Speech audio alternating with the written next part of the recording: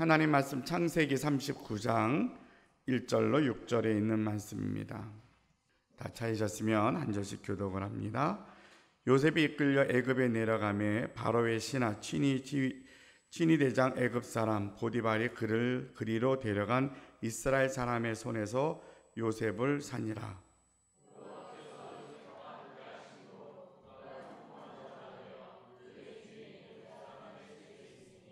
그의 주인이 여호와께서 그와 함께 하심을 보며 또 여호와께서 그의 범사에 형통하게 하심을 보았더라.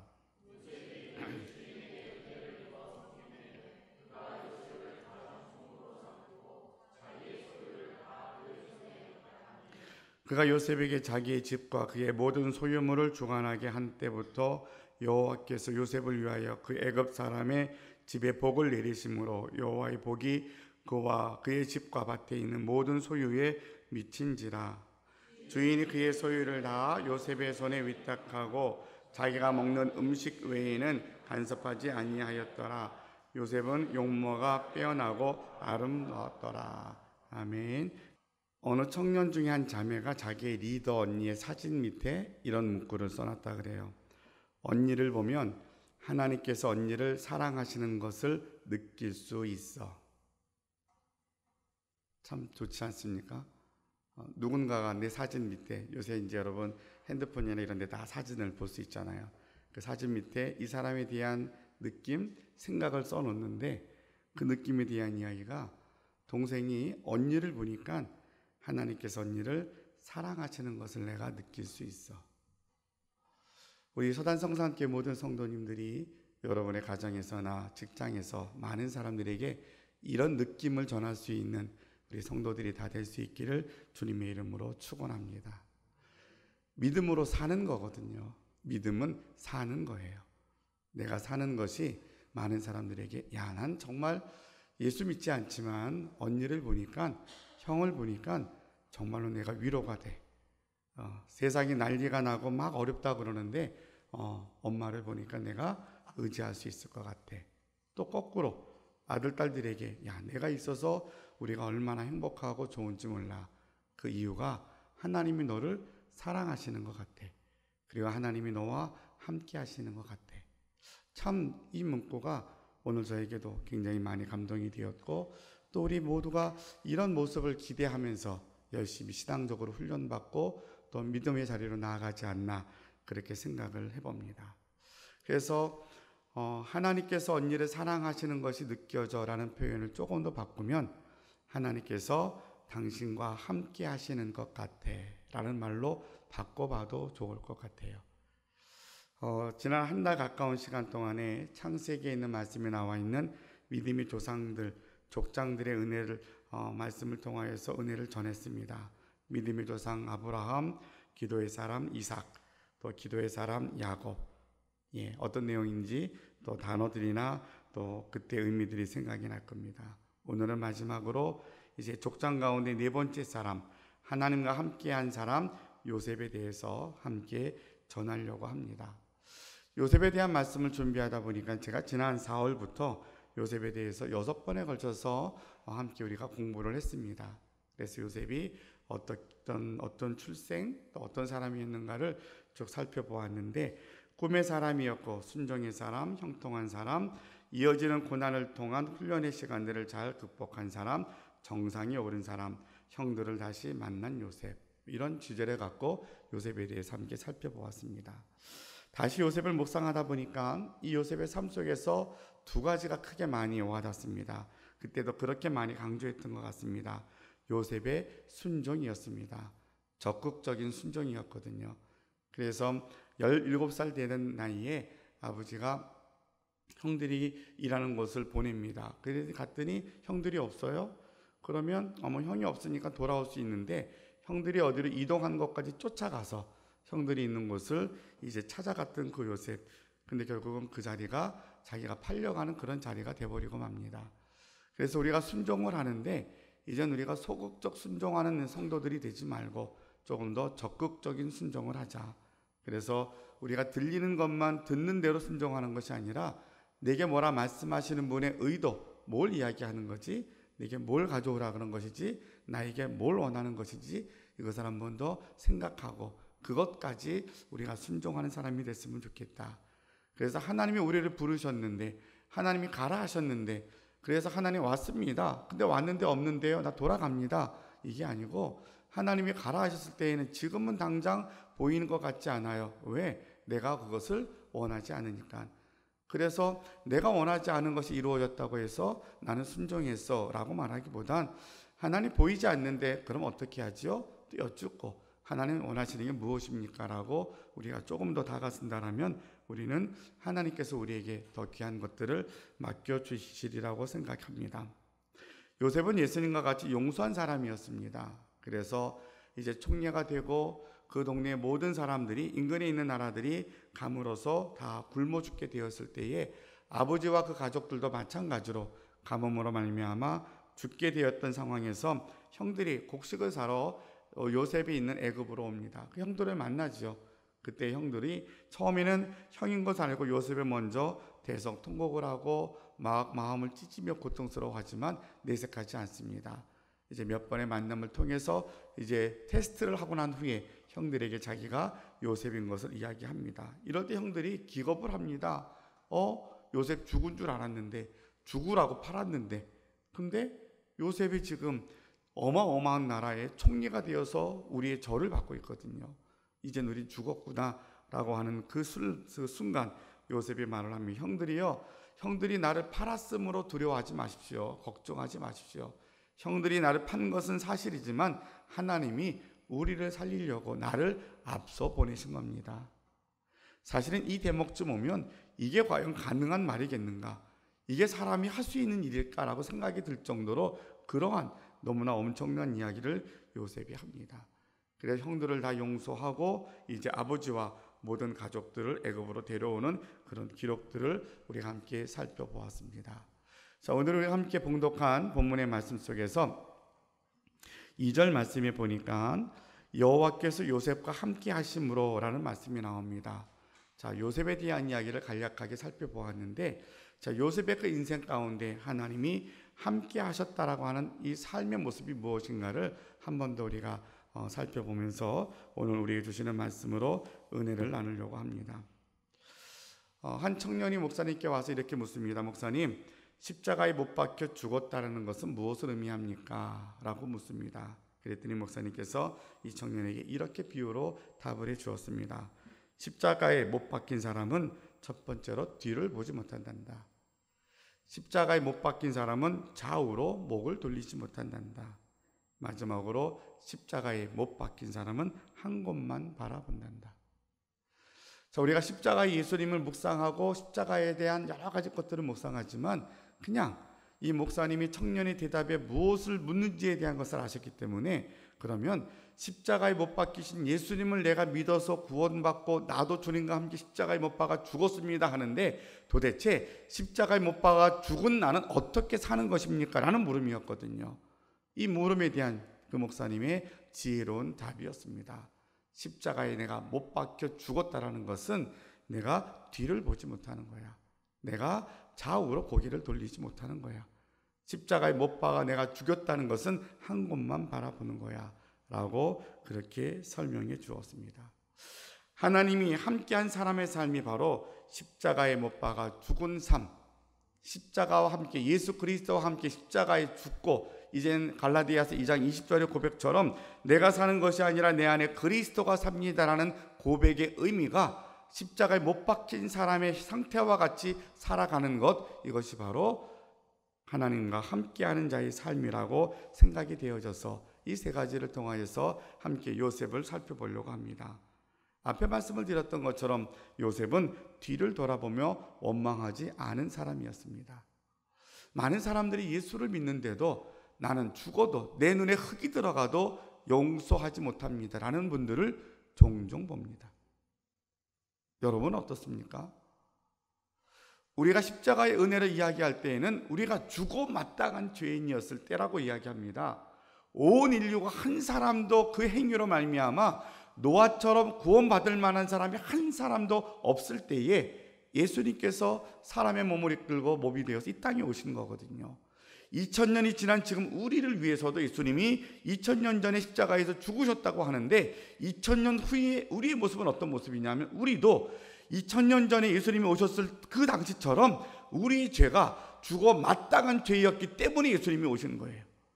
2000년 전에 오신 예수님의 십자가의 사건이 미래의 우리를 위해서 오신 거라고 고백을 하면 지금의 우리의 모습은 죽어 마땅한, 우리는 단 1%도 용서받을 만한 근거가 하나도 없는 존재였기 때문에 예수님이 필요한 사람이라는 게, 이게 믿음의 시작이거든요. 우린 그런 존재였은 우리가 정말 은혜로 복음을 받아들이고 믿음으로 죄로부터 다 씻음 받아서 단 1%도 구원받을 만한 이유가 하나도 없는 우리를 완전히 100% 새로운 사람으로 주님이 바꾸어 주십니다. 이것을 친의라고 하는 거예요.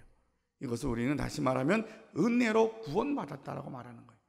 그런데 우리는 우리 자신이 예수님 믿습니다라고 말할 때에는 나의 죄는 지금 내가 눈에 흙이 들어가기 전에 내가 용서할 수 없어, 이 사람의 죄보다 몇백 배 더 큰 죄인이었던 것들을 우리는 잊고 산다는 거예요. 우리가 용서받은 것은 우리가 개인적으로는 도저히 용납할 수 없어요. 도저히 용서도 안 되고 그저 말도 안 되고 내가 평생 지고 갈 거야 라고 생각하지만, 그런데 너희가 용서받은 것처럼 너희도 용서해야 된다라고 주님이 가르치심에 대해서 우리가 기억한다면 우리의 삶은 단 1% 누구 한 사람이라도 내가 죽어도 이 사람은 용서 못해, 내가 눈에 흙이 들어가기 전에 내가 그것은 안 되는 일이야 라고 하는 말만큼 믿음 없는 말이 없음을 여러분 잊지 마시기를 바랍니다. 왜냐하면 그것은 내가 십자가에서 덜 죽은 거예요. 십자가에 죽은 사람이 어떻게 내가 있어서 내가 억울한 건, 내가 속상한 거 그 얘기하겠어요? 믿음의 성숙함은 뭐라 그럽니까? 예수님이 십자가에 죽으신 것은 나의 억울함 때문이에요. 예수님이 십자가에 죽으신 것은 나의 원수 갚음을 대신한 것이라고 매일같이 이야기하잖아요. 그런데 주님은 여전히 과거에 묶여 살아서 참 속상하고 억울하고 문득문득 생각이 나면 그것 때문에 잠이 오지 않고, 얼마나 힘들면 그러겠습니까? 이해가 전혀 안 되는 것은 아니에요. 힘든 일을 경험하고 어려움을 경험하면 각자가 경험하는 게 가장 힘든 일인데 얼마나 힘들고 얼마나 속상하고 얼마나 믿었던 사람에게 배신을 당하면 그러겠어요. 이해가 돼요. 어제도 누구랑 전화하다가 문득 옆에서 들었는데 그러더라고요. 너무너무 두 번 크게 뒤통수를 맞고 나니까 잠을 못 잔다고. 사회적으로 출세하고 아주 높은 자리까지 올라가신 분이에요. 그런데 지금 약을 먹지 않으면 잠을 못 잔다고. 그렇게 믿었던 사람들에게 내가 뒤에서 배신을 당하고 나니까 용서가 되지 않는 거예요. 아, 우리 인생들은 다 그러고 사는구나. 세상에 아무리 부귀영화가 있어도 우리 마음에 그 과거의 짐을 지고 사니까 자유함이 없구나. 늘 힘들구나. 예수 믿는 우리의 그런 모습 보면서 하나님이 안타까워하시는 게 뭐냐면, 너희가 그것 때문에 내가 죽은 거라고, 너희가 그것 때문에 아파하지 말라고 내가 대신 십자가에서 죽은 거라고. 그러니까 너희는 이제 그것을 놓아놓으라고. 너희가 원수 갚으려고 하지 말고, 원망하지 말고, 억울하다 그러고 이거 내가 두고 보겠다고 그거 하지 말라고. 왜냐하면 그거 하는 동안에 우리 인생에 너무 많은 시간들을 빼앗기잖아요. 그거 하는 동안에 우리 마음속에 너무나 많은 아픔이 쌓이잖아요. 나도 모르게 독이 돼가지고 이 독이 나에게 병이 되잖아요. 그러니까 하나님이 여러분들을 너무 사랑하시기 때문에 우리에게 말씀하시는 십자가에 죽으라는 것은 하나님의 백성들이 그 고통에서 자유로워지기를 원하신다는 거예요. 거기에 머물러 있지 말라고. 다시 한번 우리가 하나님이 함께 하신다고 할 때에는, 그래, 과거의 나는 아니야. 지금 이 시간부터 지난 주간의 나도 아니야. 오늘 내가 하나님께 고백의 기도를 드렸고 하나님이 우리의 죄를 기억도 아니하신다고 그랬으니까 나는 십자가의 보혈로 새로운 사람이 된 거야. 예배를 마치고 이 성전문을 나갈 때에는 다시 새 사람이 되어서 새로운 삶을 시작하는 거야. 이런 마음 갖고 살아간다는 거죠. 매일같이 우리는 과거의 내가 아닌 새 사람으로 살아갈 수 있기를 바랍니다. 뒤를 돌아보지 않는다는 것의 또 하나의 중요한 의미는 자기의 과거를 자랑하지 않는 거예요. 옛날 얘기하는 사람들이 너무 많아요. 물론 그럴 만큼 잘 사셨어요. 그럴 만큼 잘 살아본 경험이 귀한 것도 맞아요. 그런데 예수 믿는 우리에게는 그것이 쓰여질 때가 딱 한 군데가 있어요. 여러분의 과거에 성공하고 잘 살았던 것을 쓰여질 때가 있다라면 예수의 복음을 전할 때만 쓰시면 돼요. 내가 세상에 옛날에 이렇게 잘 살았는데 결론은 뭐예요? 그것도 다 덧없는 것이고 예수님만이 좋더라. 이것 때문에 쓰여지는 거는 괜찮아요. 우리는 자꾸만 과거에 묶여 살아서 옛날의 나를 생각한다는 건 뭐예요? 지금의 내가 행복하지 않다는 거예요. 옛날에 과거에 내가 잘 살았던 걸 얘기하는 건 뭐예요? 지금 내가 불만이 많다는 거예요. 근데 하나님은 지금의 여러분이 행복하기를 원하시더라고요. 과거를 살지 말고 지금을 살라는 거예요. 미래에 잘 될 거야. 물론 미래는 잘 될 거예요. 그러나 미래보다 더 중요한 것은 지금의 여러분이 더 중요하다는 거예요. 학생이든 청년이든 어른이든 지금의 내가 하나님 앞에 믿음 때문에 행복할 수 있는 것, 이것이 바로 주님이 우리를 향하신 선한 뜻인 줄로 믿습니다. 여러분, 요셉의 이야기를 이야기했던 것처럼 요셉은 그렇게 살았잖아요. 평생 요셉이 내가 두고 보자, 형들이 나 팔았지, 하나님이 나 꿈꾸게 하셨어, 너희들이 반드시 내 앞에 꿇고서 나한테 절할 거야, 이렇게 독한 마음 먹고 살았겠습니까? 그랬으면 요셉은 이 자리에 올라오지 못했을 거예요.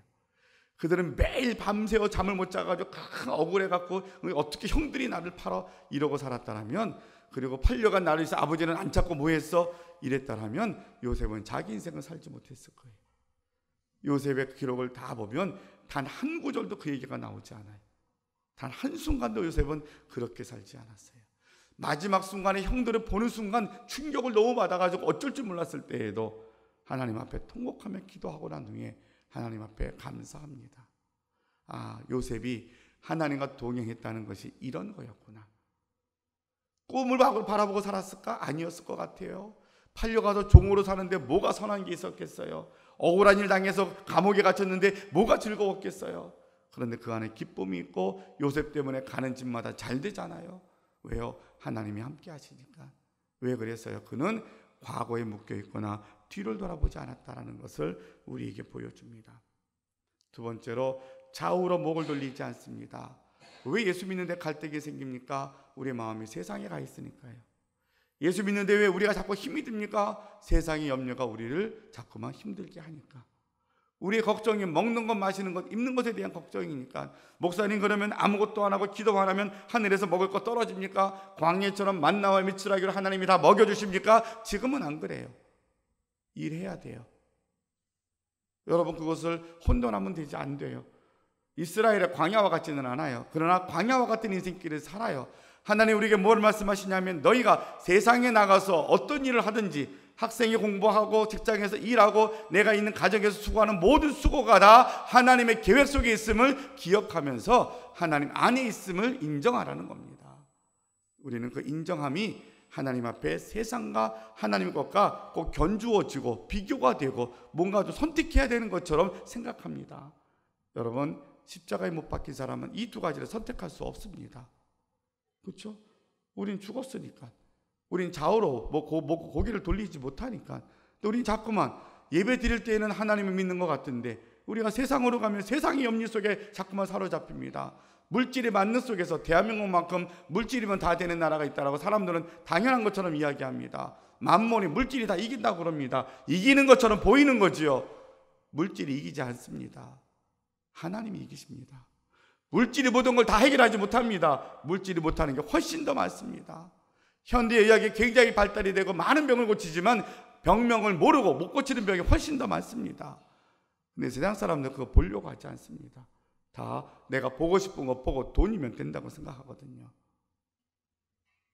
하나님과 함께하는 사람은 우리가 믿음 안에 살기에 우리의 목을 좌우로 돌리면서 어떨 때는 하나님을 찬양했다가 어떨 때는 세상에 가서 물질 의지하고 그래도 돈이 최고야, 그래도 사람들 의지해야 돼, 그래도 인맥이 있어야 돼, 그래도 출세하려면 이게 있어야 돼 라고 생각한다면 그것만큼 어리석은 일이 없다라고 말씀해 주고 있습니다.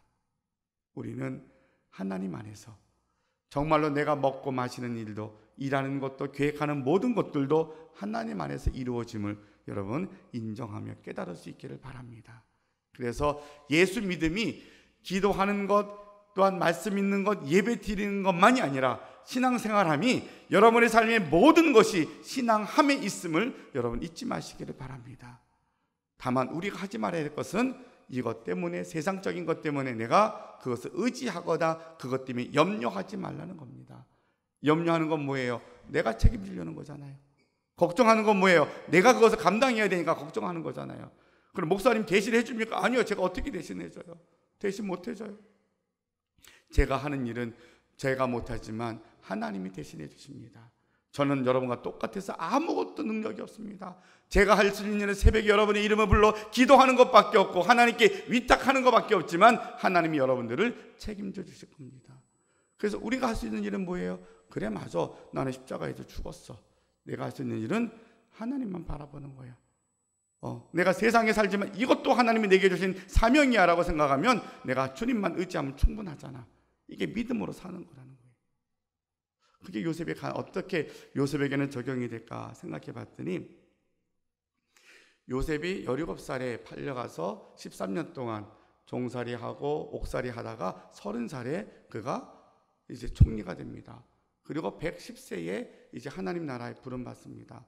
그럼 80년을 총리를 합니다. 죽을 때까지.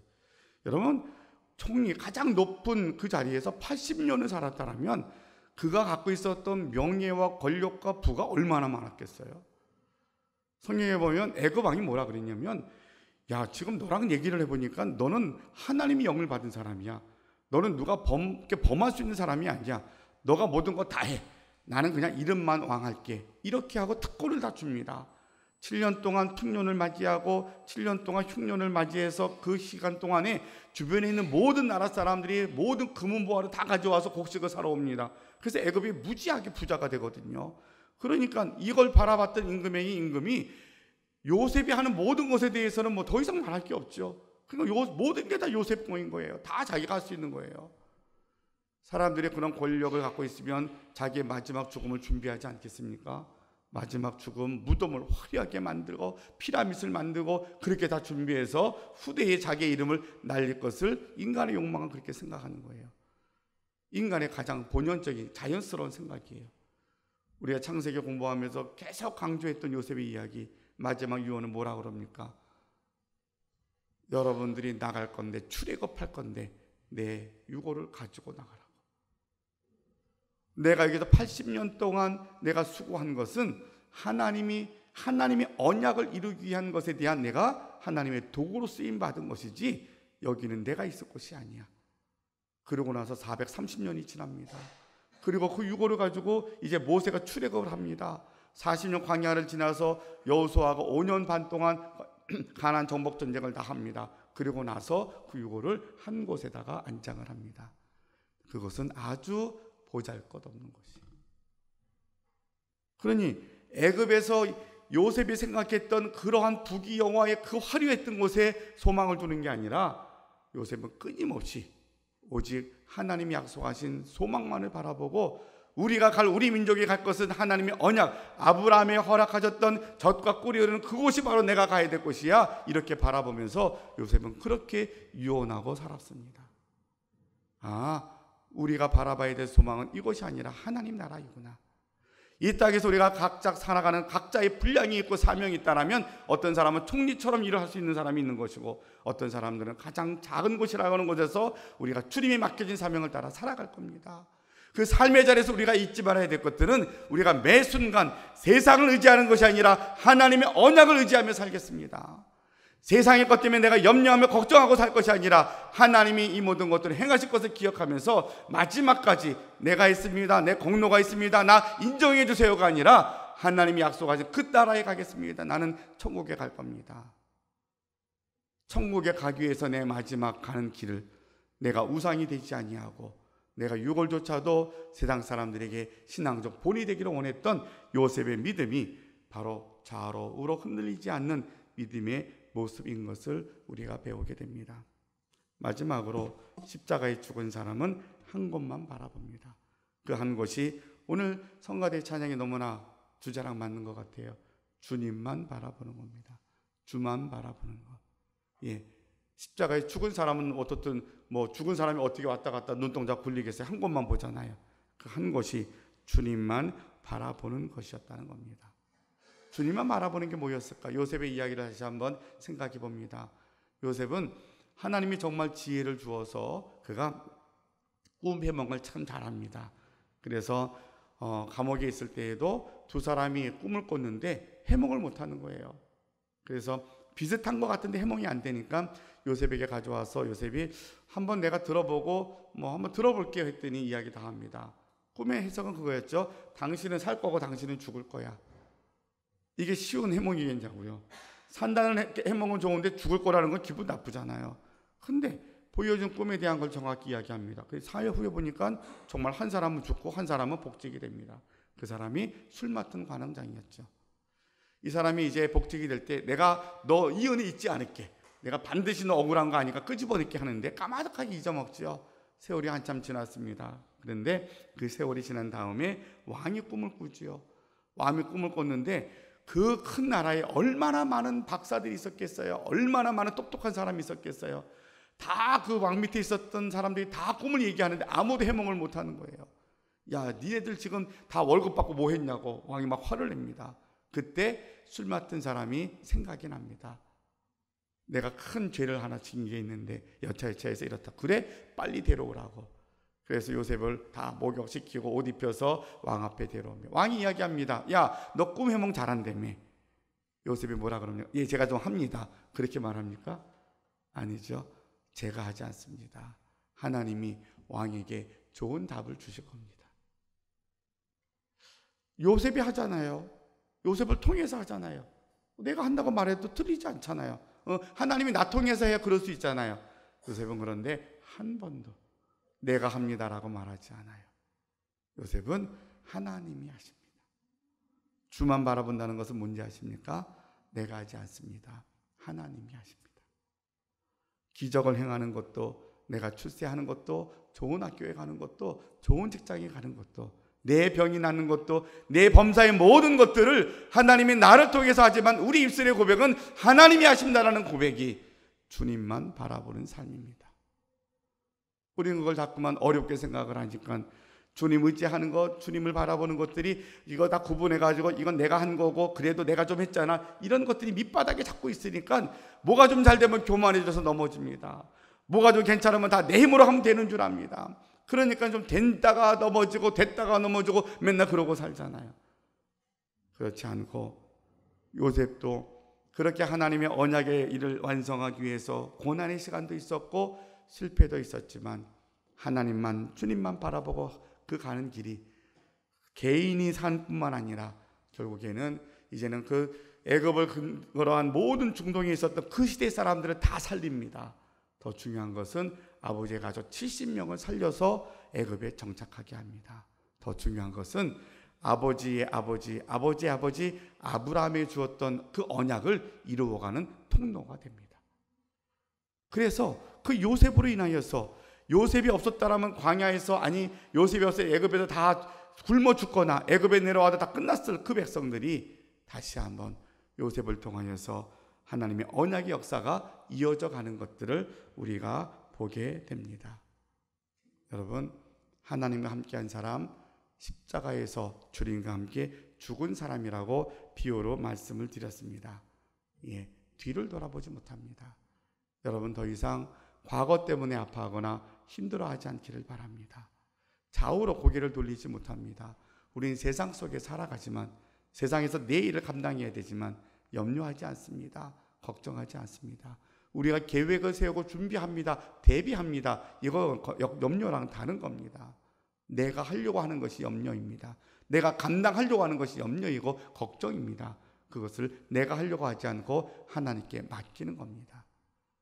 십자가에서 죽은 사람은 한 것만 봅니다. 그것이 바로 하나님입니다. 하나님만 바라본다는 것은 하나님만 인정하는 겁니다. 하나님이 하셨습니다. 다 하나님이 하실 것입니다. 하나님의 모든 것을 여기까지 인도하셨습니다. 우리 평생의 마지막 순간까지 우리는 이렇게 하나님께만 영광 돌리며 하나님만을 높이며 살아가는 저와 여러분들이 되실 수 있기를 바랍니다. 전도자였던 요한 웨슬러가 한 이야기가 있습니다. The best of all is God is with us. 가장 최선의 것, the best of all, 가장 최선의 것은 하나님께서 나와 함께 하시는 것이다. God is with us. 하나님이 나와, 우리와 함께 하시는 것이다. 이런 이야기를 했다 그래요. 미국의 대통령으로서 은퇴하신 트루먼 대통령이 은퇴 후에 고향에서 이제 소일거리를 하면서 조용히 생활하셨다고 합니다. 어느 날 대통령의 기념관 도서관에 지도교사와 함께 어린아이들이 몰려와서 이제 기념관을 쭉 보다가 대통령이 계시니까 이제 이렇게 물었습니다. 대통령께서는 제 나이 많을 때, 그러니까 초등학생 우리나라의 나이 많을 때에는 인기가 대단했고 반장도 하셨지요? 라고 당연한 것처럼 이렇게 한 나라의 큰 나라의 대통령이 될 만큼 하셨던 분이라면 초등학교 시절도 탁월했을 거라는 생각이었던 거죠. 이렇게 물었어요. 그랬더니 대통령이 이렇게 대답을 합니다. 정반대였단다. 나는 눈이 나빠서 안경 없이는 앞을 못 보는 맹인과 같았고 재주도 없었고 운동도 못했고 겁쟁이라는 말만 듣고 지냈단다 라고 대답을 해 주었습니다. 그랬더니 아이들이 의아해서 다시 묻습니다. 그런데 어떻게 대통령이 되셨어요? 라고 물었어요. 그랬더니 트루먼 대통령이 하는 얘기가 나는 하나님께서 함께 하시면 못할 일이 없다는 성경 말씀을 믿었기 때문이야. 지금도 하나님은 나의 등 뒤에서 나를 보호하고 계시거든. 내가 대통령이 된 것은 내가 어렸을 때부터 탁월해서가 아니라 하나님이 나와 함께 하셨기 때문이야. 하나 이야기만 더 들려드리고 말씀을 마치도록 하겠습니다. 한 소녀가 집집마다 다니면서 캔디를 팝니다. 목적이 있었겠죠? 집집을 다 방문하는 중에 어느 한 집에 도착했는데 그 집이 목사님 집이었어요. 목사님 생각이 이 소년 하나가 이제 캔디를 파는 걸 보고 걱정이 돼서 물어봤습니다. 아이야, 너 집에 먹을 것이 없니? 왜냐면 이 아이가 뭔가 좀 필요해서 그랬을 거니까. 그랬더니 아니요, 먹을 거 있어요. 근데 왜 그러면 이 캔디를 팔고 다니는 거야? 라고 물었더니 이 아이가 이렇게 대답을 합니다.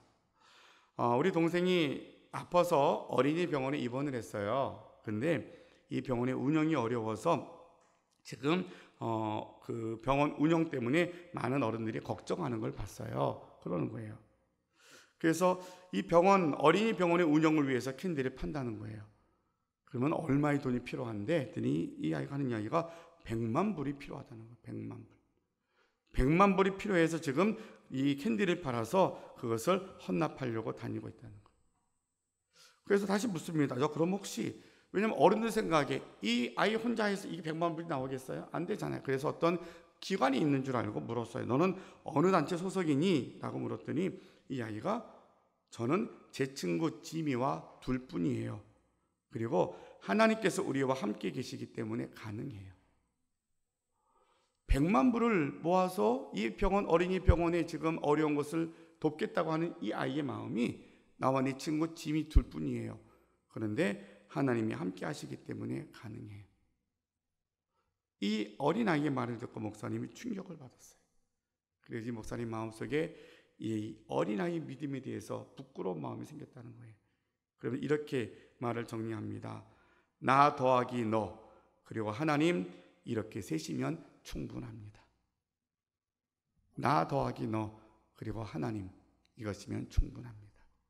우리는 혼자 살지 않고 함께 갑니다. 그래서 우리는 나와 너가 있어야 됩니다. 거기에서 하나님이 계시면 우리는 충분합니다. 여러 가지 우리 사회에 많은 불안감들, 어려운 일이 많이 있습니다. 힘든 때를 살아갑니다. 여러분, 창세기에 나와 있는 족장들의 믿음을 통해서 우리의 믿음의 삶을 다시 한번 점검하고 아브라함과 같은 믿음, 이삭과 야곱과 같은 기도, 그리고 요셉과 같이 하나님과 함께하는 사람들이 되어서 여러분 때문에 여러분의 삶이, 여러분의 가정과 학교와 일터가, 이 사회가, 이 나라가 하나님이 귀하게 쓰시는 나라가 될 것을 기대하며 오늘도 나와 너 하나님이면 충분합니다. 이 믿음 갖고 담대하게 나아갈 수 있기를 주님의 이름으로 축원합니다. 기도하겠습니다. 사랑의 아버지 하나님 감사합니다. 요셉의 믿음을 배웁니다. 하나님과 함께한 사람 요셉을 통해서 오늘 우리의 믿음을 살펴봅니다. 주님, 우리도 요셉과 같이 하나님만 높이는 자가 되게 하여 주시옵소서. 우리도 주님 믿음의 조상들 이삭과 야곱과 같이 기도의 사람이 되게 하여 주시옵소서. 우리도 아브라함과 같이 하나님의 믿음, 하나님의 언약이 믿어짐으로 순종하는 사람이 되게 하여 주시옵소서. 예수님의 이름으로 기도합니다. 아멘.